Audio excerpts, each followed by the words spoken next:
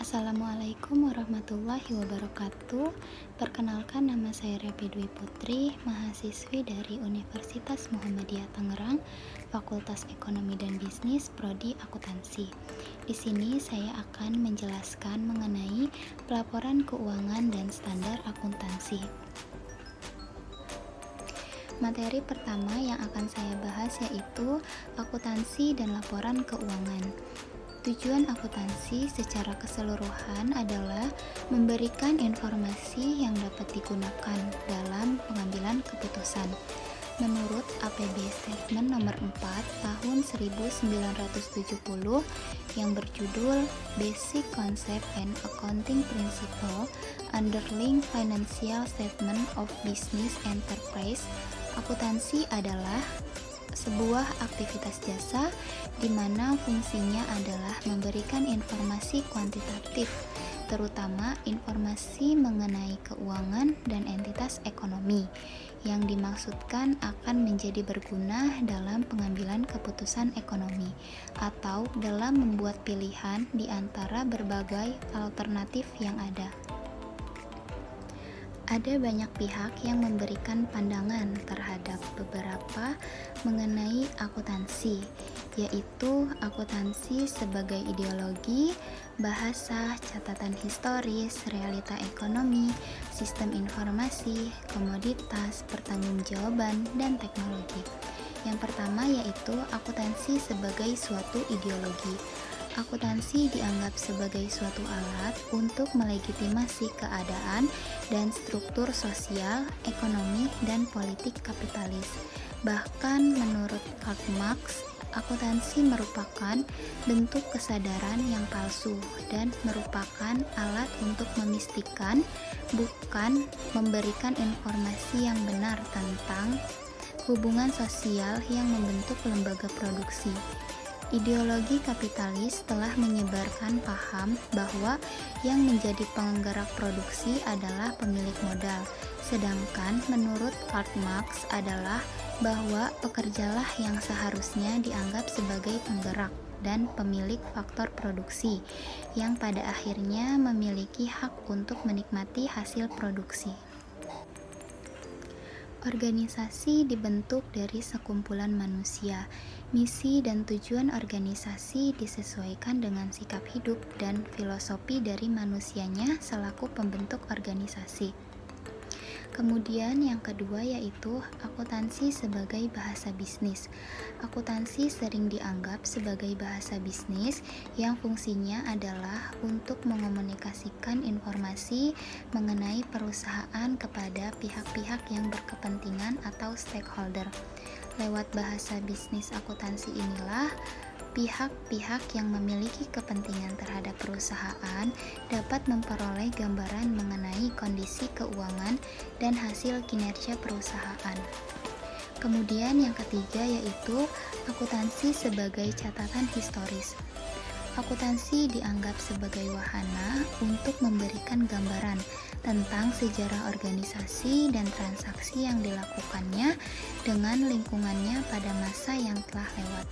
Kemudian yang keempat ada akuntansi sebagai realita ekonomi saat ini. Akuntansi dianggap sebagai dan dapat memberikan gambaran mengenai keadaan atau realita ekonomi perusahaan pada saat ini. Konsekuensinya adalah bahwa aktiva dan kewajiban perusahaan harus dicatat dan dilaporkan dengan menggunakan nilai pasar wajar saat ini, bukan biaya historis. Secara umum, pengguna laporan keuangan lebih memilih menggunakan biaya historis karena memberikan tolak ukur yang lebih dapat dipercaya. Selanjutnya yaitu akuntansi sebagai sebuah sistem informasi. Akuntansi merupakan teknik yang menggambarkan proses hubungan antara sumber data keuangan dengan para penerima informasi melalui saluran komunikasi tertentu yang dinamakan siklus akuntansi. Seluruh data transaksi yang telah dicatat dalam jurnal akan dipindah bukukan ke dalam buku besar sesuai dengan klasifikasi masing-masing akun tersebut. Kemudian ada akuntansi sebagai komoditas. Komoditas adalah barang yang dibutuhkan konsumen karena daya gunanya. Output akuntansi yang berupa laporan keuangan yang berisi informasi mengenai posisi keuangan dan hasil kinerja perusahaan adalah merupakan hasil dari sebuah sistem akuntansi. Output ini sangat dibutuhkan oleh para penggunanya, terutama dalam proses pengambilan keputusan ekonomi, baik keputusan investasi, kredit, maupun keputusan serupa lainnya. Selanjutnya ada akuntansi sebagai pertanggungjawaban. Laporan keuangan sebagai produk akhir dari serangkaian akuntansi merupakan salah satu bentuk pertanggungjawaban manajemen kepada pihak prinsipal, yaitu investor dan pemilik dana, untuk melaporkan hasil atau kinerja yang telah dilakukan sepanjang periode. Dalam hal ini, manajemen bertindak selaku agen atau pihak yang telah diberi wewenang dan kepercayaan penuh oleh prinsipal untuk mengelola aset atau bisnis perusahaan. Dengan adanya laporan pertanggungjawaban ini, maka sumber daya ekonomi yang telah dipercayakan oleh prinsipal untuk dikelola manajemen dapat ditelusuri. Kemudian ada akuntansi sebagai teknologi. Teori akuntansi merupakan bagian dari praktik. Agar teori akuntansi bisa dipakai dalam praktik, maka diperlukan sebuah teknologi untuk menjembatani antara teori tersebut dengan praktik. Laporan keuangan pada dasarnya adalah hasil dari proses akuntansi yang dapat digunakan sebagai alat untuk mengomunikasikan data keuangan atau aktivitas perusahaan kepada pihak-pihak yang berkepentingan. Dengan kata lain, laporan keuangan ini berfungsi sebagai alat informasi yang menghubungkan perusahaan dengan pihak-pihak yang berkepentingan, yang menunjukkan kondisi kesehatan keuangan perusahaan dan kinerja perusahaan.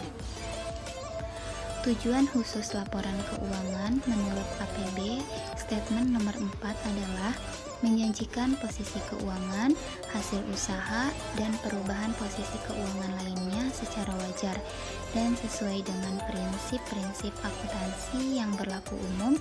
Sedangkan tujuan umum laporan keuangan menurut APB Statement nomor 4 adalah yang pertama, memberikan informasi yang terpercaya tentang sumber daya ekonomi dan kewajiban perusahaan. Yang kedua, memberikan informasi yang terpercaya tentang sumber kekayaan bersih yang berasal dari kegiatan usaha dan mencari laba. Yang ketiga, memungkinkan untuk menaksir potensi perusahaan dalam menghasilkan laba. Yang keempat, memberikan informasi yang diperlukan lainnya tentang perubahan aktiva dan kewajiban. Dan yang kelima, mengungkapkan informasi relevan lainnya yang dibutuhkan para pemakai laporan. Pernyataan Standar Akuntansi Keuangan atau PSAK nomor 1 menjelaskan bahwa tujuan laporan keuangan adalah menyediakan informasi yang menyangkut posisi keuangan, kinerja, serta perubahan posisi keuangan suatu perusahaan yang bermanfaat bagi sejumlah besar pemakai dalam pengambilan keputusan. Urutan laporan keuangan berdasarkan proses penyajiannya adalah: yang pertama ada laporan laba rugi, yang kedua laporan modal pemilik, yang ketiga neraca, dan yang keempat laporan arus kas. Kemudian materi yang kedua yaitu para pengguna informasi akuntansi. Informasi akuntansi yang dibutuhkan oleh para pengguna laporan keuangan sangat berbeda-beda atau bervariasi, tergantung pada jenis keputusan yang hendak diambil. Para pengguna informasi akuntansi ini dikelompokkan ke dalam dua kategori, yaitu pemakai internal dan pemakai eksternal. Yang pertama, pemakai internal diantaranya ada direktur dan manajer keuangan, direktur operasional dan manajer pemasaran, manajer, dan supervisor produksi. Kemudian, pemakai eksternal diantaranya ada investor, kreditor, pemerintah, badan pengawas pasar modal, ekonom, praktisi, dan analis. Materi selanjutnya yaitu organisasi pembentuk standar akuntansi di Amerika. Standar akuntansi ini merupakan masalah penting dalam dunia profesi akuntansi, termasuk bagi para pemakai laporan keuangan. Standar akuntansi ini secara terus-menerus berubah dan berkembang seiring dengan perkembangan zaman, dunia usaha, dan kemajuan teknologi. Ada 4 organisasi yang memiliki pengaruh besar dalam pengembangan standar akuntansi keuangan di Amerika, yaitu yang pertama Security and Exchange Commission, yang kedua American Institute of Certified Public Accountants, yang ketiga Financial Accounting Standard Boards, dan yang keempat Governmental Accounting Standard Boards. Pembahasan selanjutnya yaitu mengenai prinsip-prinsip akuntansi yang berlaku umum. Profesi akuntansi telah mengembangkan seperangkat standar yang berlaku umum dan diterima universal. Di Amerika, standar ini dinamakan sebagai prinsip-prinsip akuntansi yang berlaku umum. Standar ini diperlukan sebagai patokan atau pedoman dalam penyusunan laporan keuangan yang baku. Dengan adanya standar ini, pihak manajemen selaku pengelola dana dan aktivitas perusahaan dapat mencatat, mengiktisarkan, dan melaporkan seluruh hasil kegiatan operasional maupun finansial perusahaan secara baku dan transparan. Selanjutnya yaitu standar akuntansi internasional. Sejalan dengan era globalisasi dan perkembangan dunia usaha, serta semakin terintegrasinya pergerakan dan pasar keuangan dunia, maka dirasakan sangat perlu adanya suatu standar global. Dan yang terakhir yaitu standar akuntansi di beberapa negara. Standar akuntansi yang disusun dan ditetapkan oleh badan profesi yang berwenang tidak akan berguna tanpa penerimaan secara luas dan juga tanpa adanya kesediaan dari para penggunanya untuk mengaplikasikannya dalam pelaporan keuangan. Proses penetapan suatu standar akuntansi berbeda-beda dalam berbagai negara. Cukup sekian materi yang dapat saya sampaikan, kurang lebihnya mohon maaf. Wassalamualaikum warahmatullahi wabarakatuh.